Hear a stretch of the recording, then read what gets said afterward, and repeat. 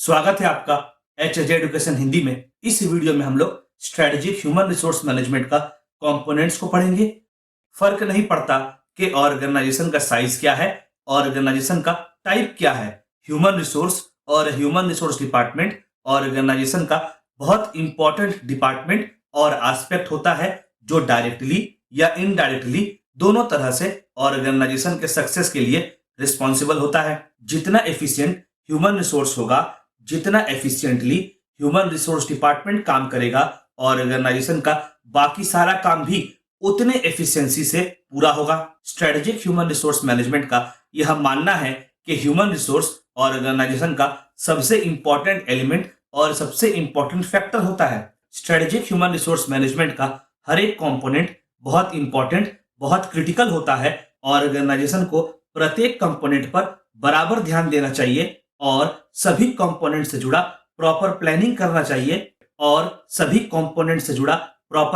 करना चाहिए ताकि सारे कंपोनेंट्स का प्रॉपर यूटिलाइजेशन किया जा सके और सारे कंपोनेंट से प्रॉपर बेनिफिट्स डिराइव किया जा सके।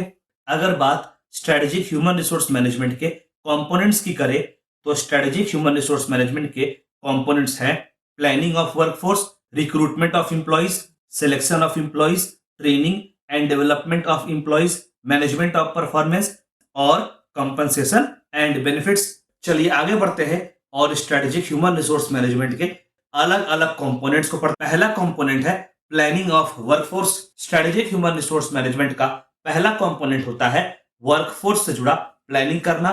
इसमें ऑर्गेनाइजेशन का वर्कफोर्स का असेसमेंट किया जाता है और उन स्किल्स और एबिलिटीज को पहचानने का प्रयास किया जाता है जो कि फ्यूचर में काम को परफॉर्म करने के लिए जरूरी है और फ्यूचर में सक्सेस पाने के लिए जरूरी है। आगे इसमें यह देखा जाता है कि जरूरी स्किल्स और एबिलिटीज वर्कफोर्स में प्रेजेंट है कि नहीं।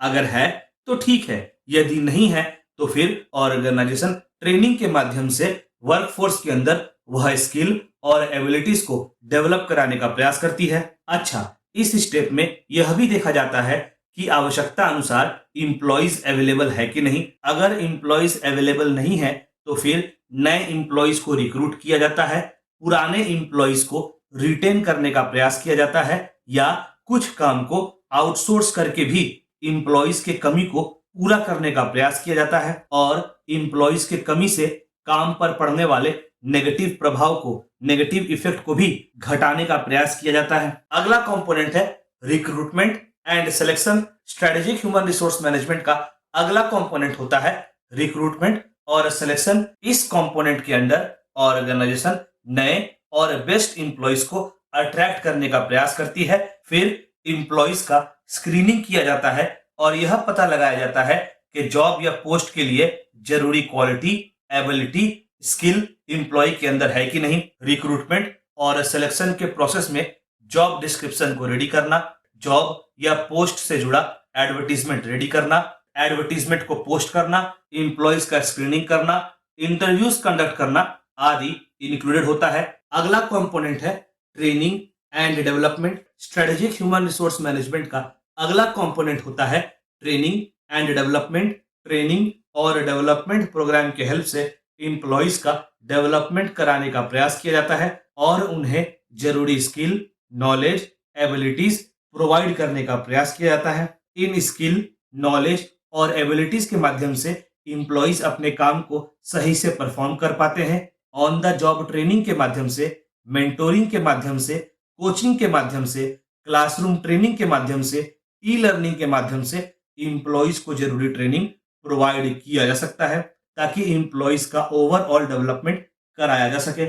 अगर ट्रेनिंग और डेवलपमेंट प्रोग्राम इफेक्टिव होता है तो इंप्लॉइज का परफॉर्मेंस तो इंप्रूव होता ही है और इंप्लॉइज का टर्नओवर भी डिक्रीज होता है, मतलब इंप्लॉइज ऑर्गेनाइजेशन को छोड़कर कम जाएंगे। अगला कंपोनेंट है मैनेजमेंट ऑफ परफॉर्मेंस। परफॉर्मेंस को मैनेज करते समय काम से जुड़ा गोल्स सेट किया जाता है, परफॉर्मेंस से जुड़ा फीडबैक इकट्ठा किया जाता है और इंप्लॉइज के परफॉर्मेंस का इवैल्यूएशन किया जाता है। जब परफॉर्मेंस को सही से मैनेज किया जाता है, इफेक्टिव तरह से मैनेज किया जाता है, तो इंप्लॉइज का प्रोडक्टिविटी तो इंप्रूव होता ही है, साथ ही साथ इंप्लॉइज को मोटिवेशन भी मिलता है। परफॉर्मेंस को मैनेज करते समय परफॉर्मेंस से जुड़ा मैट्रिसेस को फिक्स किया जाता है, परफॉर्मेंस का रिव्यू किया जाता है, परफॉर्मेंस से जुड़ा फीडबैक इकट्ठा किया जाता है और परफॉर्मेंस का इंप्रूवमेंट से जुड़ा प्लान को डेवलप किया जाता है ताकि परफॉर्मेंस को इंप्रूव किया जा सके। अगला कंपोनेंट है कंपनसेशन एंड बेनिफिट्स। इसमें एम्प्लॉयज के लिए प्रॉपर कॉम्पनसेशन पैकेज डिजाइन किया जाता है ताकि एम्प्लॉयज को काम के बदले प्रॉपर कंपनसेशन मिले, पुराने एम्प्लॉयज ऑर्गेनाइजेशन छोड़कर ना जाएं और साथ ही साथ ऑर्गेनाइजेशन नए एम्प्लॉयज को भी अट्रैक्ट कर सके। कॉम्पनसेशन प्लान या स्कीम बनाते समय ऑर्गेनाइजेशन को अपना बजट को भी कंसीडर करना चाहिए। बेस पे, bonus, health insurance, retirement benefits आदि से मिलकर एम्प्लॉय का कंपनसेशन प्लान तैयार किया जाता है। अच्छा कंपनसेशन प्लान एम्प्लॉयज को अच्छा परफॉर्म करने के लिए मोटिवेट तो करता ही है, साथ ही साथ एम्प्लॉय का प्रोडक्टिविटी को बढ़ाने में भी हेल्प करता है। जब एम्प्लॉय को प्रॉपर कॉम्पनसेशन मिलता है तो एम्प्लॉय अपने जॉब से सेटिस्फाइड होता है और एम्प्लॉय ऑर्गेनाइजेशन को छोड़कर जाने से पहले 2 बार सोचता है।